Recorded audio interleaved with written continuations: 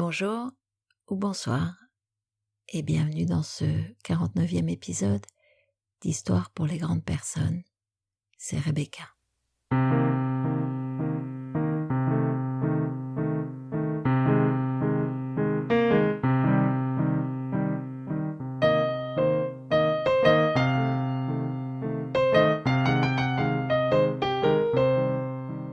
Tout ce qui n'est pas donné est perdu. Il s'agit là d'un proverbe indien qui m'incite à ne pas perdre la deuxième que j'aurais envie de vous partager. C'est le travail qui n'a pas commencé, qui prend le plus de temps à se terminer. Tolkien.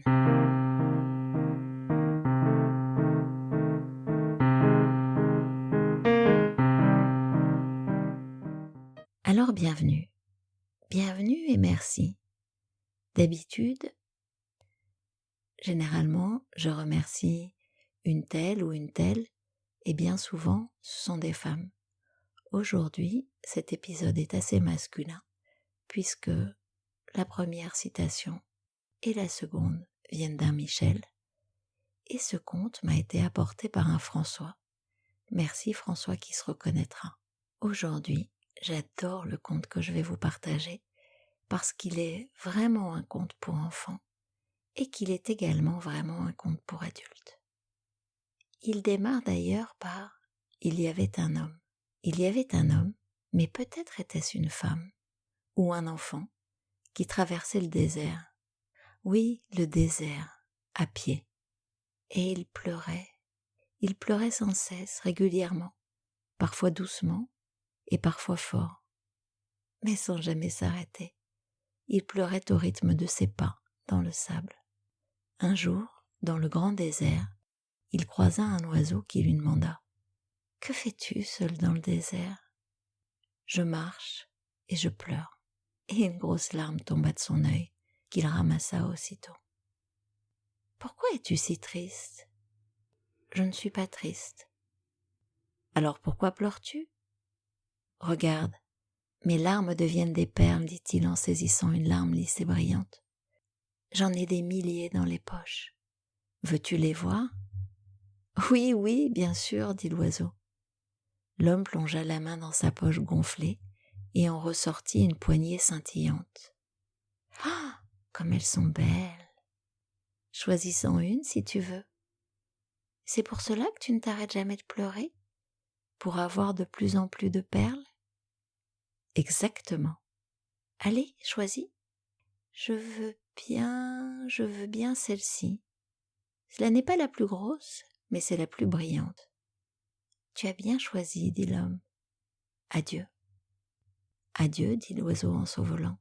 L'oiseau saisit dans son bec la perle devenue trésor et s'éloigna, léger, rapide, tandis que celui qui pleurait reprit de plus belle ses gémissements et sa marche lente. Plus loin, l'oiseau se posa et contempla la larme précieuse. Il se dit qu'il aimerait en avoir d'autres. Oh, pas énormément, juste quelques-unes, comme cadeau, pour d'autres voyageurs zélés. Alors, il rebroussa chemin vers celui qu'il avait laissé, l'homme qui pleure.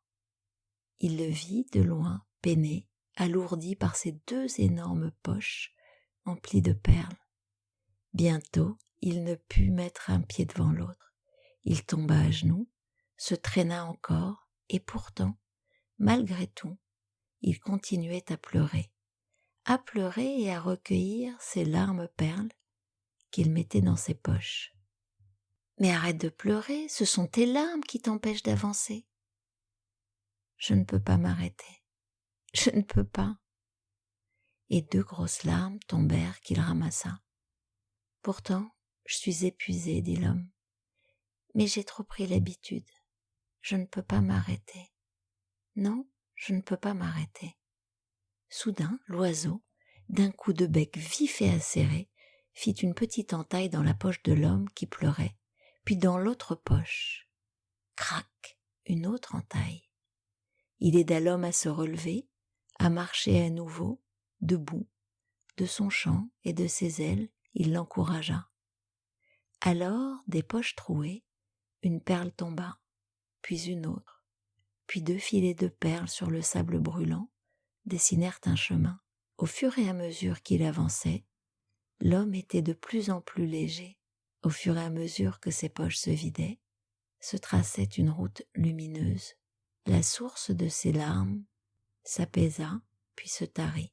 Et quand ses poches furent enfin vides, alors ses yeux furent enfin secs, son cœur à nouveau au bonheur, et son pied si léger, si léger, si léger qu'il s'envola avec l'oiseau. Parfois, dans le grand désert, on peut à nouveau voir un chemin de perles qui ne mène nulle part. Et si on lève le regard, on peut voir auprès d'un oiseau planer un homme. Mais peut-être est-ce une femme ou un enfant, qui sait.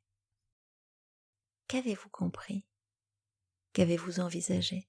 Avez-vous vu comme moi quelque chose dont on a déjà parlé ici?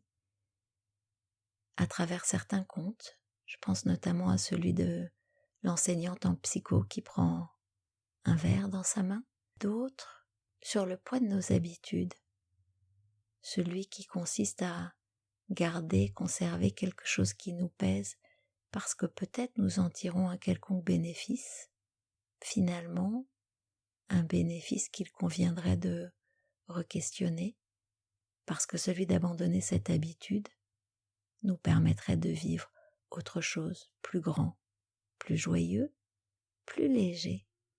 Et je ne sais pas vous, mais en ce qui me concerne, un peu de légèreté serait la bienvenue. Il y a aussi autre chose qui me venait en le lisant, c'est prendre de la hauteur. Déposer ce qui pèse dans nos poches nous permet de prendre de la hauteur, de regarder de plus haut, de plus loin, et peut-être, qui sait, de vivre le plaisir d'un regard nouveau, éclairé différemment, qui nous ouvrirait d'autres explorations, d'autres chemins, de nous-mêmes, des autres, de nos certitudes, de nos croyances, voire de nos convictions. Nous avons terminé pour aujourd'hui. Je m'étais promis de faire l'autopromo au démarrage, de vous inviter à partager ce podcast, de vous inviter à mettre des étoiles sur Spotify, des commentaires et des étoiles sur Apple Podcast. Et j'ai oublié. Encore une habitude qui a la vie dure. Alors, vous pouvez me retrouver tous les 15 jours.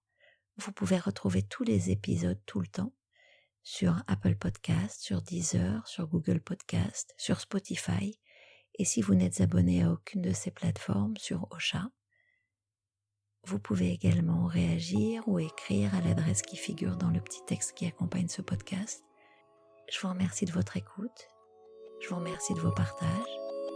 À bientôt, à dans 15 jours. Au revoir.